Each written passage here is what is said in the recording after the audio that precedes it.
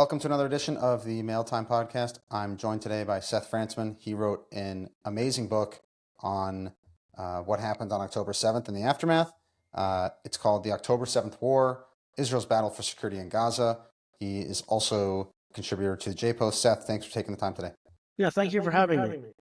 So I was telling you before we came on air here, you and I think, share a struggle with some of the jingoism and attempts to propagate results of the war in one way or the other. Where do you see Israel, how do you see Israel's success in this war as it pertains to the hostages and gaining a further strategic advantage in Gaza? Well, I think unfortunately, some of the success is going to be squandered, not only by the hostage deal, which I support, but just the whole nature of the war effort, which is that while the war started off with kind of a lot of shock and awe and bombing and, what looked like a rapid ground offensive across Gaza to kind of cut it in half and do the kind of things you would assume that a military would need to do to defeat Hamas. You cut the area to pieces, and then you lay siege to certain areas, and you cleanse those areas of terrorists, and then, you place the terrorists with some other group or something. So it kind of looked like the kind of campaign you would assume you would fight, I guess, against a very complicated, entrenched urban enemy. But then, after the first months of the war, it became less intense, and then there was kind of a de facto ceasefire in, I think, February, March, April. So then Israel decided to go into Rafah, and it kind of seemed like the war lost, a clear purpose and goal or a strategy. That means that while there were tactical defeats of the enemy, and the enemy may have lost thousands of fighters, while the IDF, lost hundreds of soldiers, but didn't lose, huge numbers of people, I guess.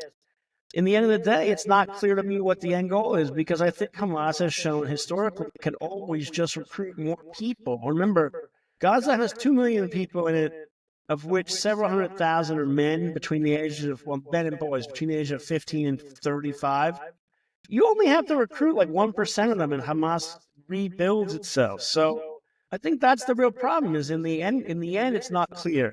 I think it's great that Israel's going to get the hostages back. I favored it early on, using military force to get them back. But unfortunately, obviously, to get 250 people back, it's very difficult to do that with raids and stuff. And this may be the worst option that you can get, which is that you get living people back, which is good. But in terms of the long-term goal, it's not clear to me how Hamas is really going to be defeated, if it is even going to be defeated. And you mentioned raids and stuff, and that leads me to the news of today with the Chief of Staff, Herzi Halevi, resigning and the head of Southern Command, Yaron Finkelman, resigning. Do you think that they successfully led the war effort in Gaza? Well, I think that they brought the tools to the table that were the best tools that they knew how to use, which means, they went to a staff college. These guys all grew up, they're not exactly the same generation. Halevi was born in 1967, but his experience would have been, Second Intifada, and then that era kind of cast lead as well, 2009. So let's just say that I think Halevi, dusted off the 2009 playbook and went and fought in Gaza, and he tried to fight a precision warfare campaign, and using paratroops and commandos, the kind of units he likes. I think he did the best with what he had, but I don't think, again, it's not up to him to decide the strategy. So I think, given the task at hand, he tried his best. But I think the problem in the IDF in general, or any military structure, is sometimes a lack of creative thinking of, okay, how do we not just do the same thing we did for the last 20 or 30 years? And unfortunately, Israel has fought the same war in Gaza for about 30 years. There's a reason that the Netzarim corridor in Gaza is called Netzarim corridor between Gaza City and central Gaza. Why? There used to be an Israeli community or settlement there called Netzarim, and that's the same area the IDF would cut off that choke point of the Salahuddin Road. Whenever there were disturbances in Gaza, they'd put a tank there, and that would cut off Gaza City from the south. And so commanders said, okay, that's how we fight in Gaza.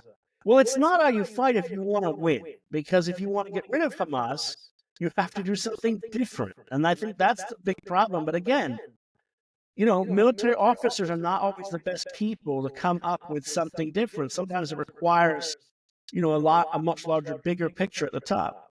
And I'll add, when you said the best with what he had, from my sources and people that we're in contact with helping with equipment, they'd say they had more and that people wanted to go out there and actually keep positions and assets that they've conquered, and it was a way of thinking about it. So I think your first response, you said with how he knew how to think or how he knew how to approach it, and I think those are two different things, because I think some of the soldiers, they saw that they could have kept doing more things and kept those areas, and they were willfully leaving.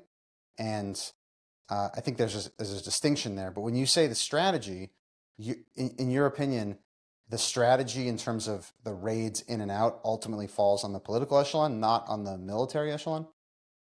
No, it must have to do with both, because the military usually brings some sort of a plan to the top people. Now, remember, the defense minister is himself, in IDF for many years, so he was.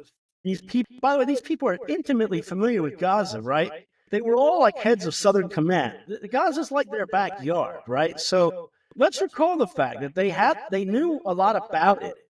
But in the end of the day, when they had the plans and they brought them and said, okay, we're going to go into Jabalia, we're going to go into Khan Yunis, and then they said, okay, and then we're going to leave.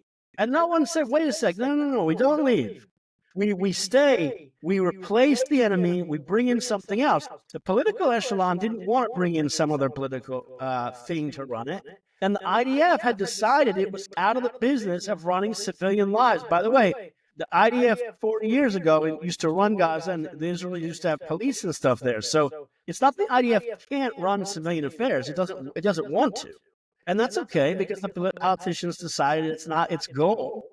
I should add, I think, you asked about whether or not these commanders were the right ones for the job.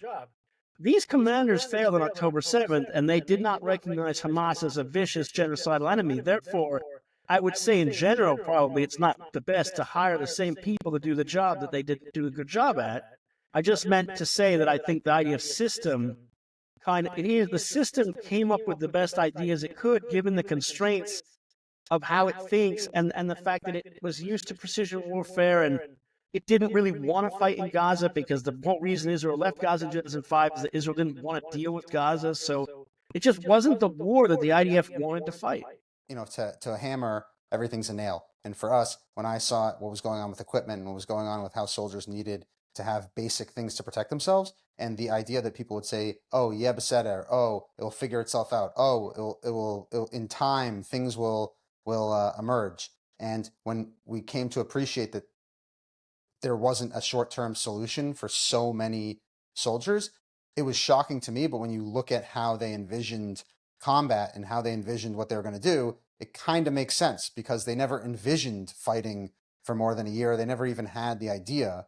And most of the units that would be of use and necessary on a daily basis were going to be the more advanced Sayeret units, and they didn't really think about, oh, the guy in the tank, should he have a proper vest and a helmet? That just never really occurred in a serious way. Because the IDF spent decades basically starving the big army of what it needed. I mean, we're talking about getting rid of not battalions, but reducing the number of active companies or whatever within a battalion of tanks, getting rid of helicopters, reducing the number of infantry and things like that, because the IDF was convinced it would not have to fight a conventional war.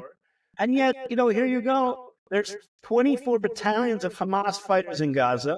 And if you had gone to the people in charge on October 5th and said, hey, there's 24 battalions training, they would have said, yeah, but it's a bunch of guys with AK-47s. We've faced them before. We could wipe that out with one infantry brigade. That's the kind of, in a sense, thinking that would have been there. And at the end of the day after October 7th, everyone said, wait, we can't use one infantry brigade to wipe out 30,000 men. We're going to need 5 divisions of soldiers, 200,000 men. And look, that's a difficult situation for a military, but that's not the first time in history of military. Like the Americans in the Second World War had to go from like 50,000 soldiers to 5 million in a few years, or the U.S. Civil War. Militaries can do this. It just takes time, and usually it takes some change, usually in the command structure. Right, and it takes will and a recognition that you have a problem and that you need to fix it in a very serious way.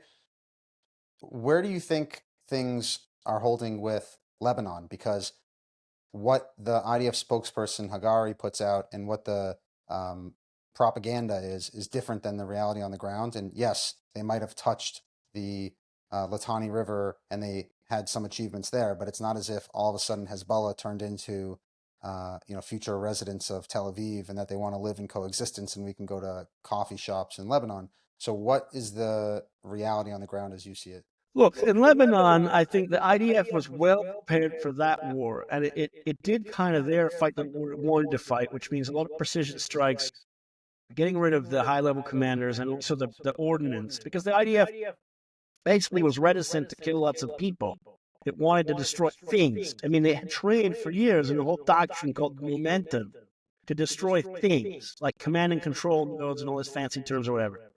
I think they did a good job in Lebanon, but the question is how you measure it. The IDF has a measurement, and the IDF looks and says, okay, we destroyed X number of things, missiles or whatever. It's 80% or something of the arsenal, which means you've degraded Hezbollah from back to where it was in like 2011, and that's okay. They think that for them that's a success.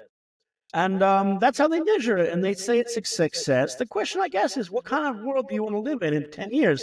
Another war against Hezbollah in 10 years, another war against Hamas, another war in the West Bank. I think a lot of people will probably feel it that having this go on forever is not ideal.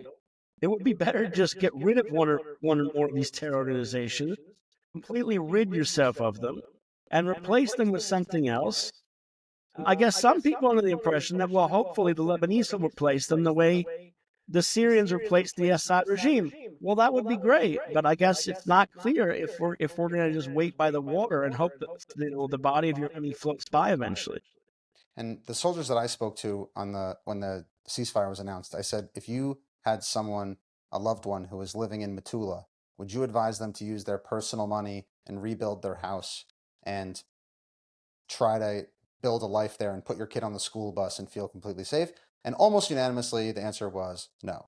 So it's one of these things where, like you said, you're going to be dealing with this again in a few years.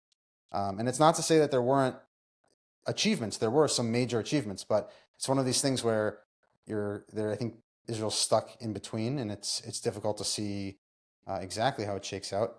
What do you think in terms of replacements for Herzi Halevi and Yaron Finkelman? Do you have any insight onto who might take over? Sorry, just can you ask the question again? What do I think about the resignation, or? Well, what do you think? Who do you think is best positioned to take over for Herzi Halevi?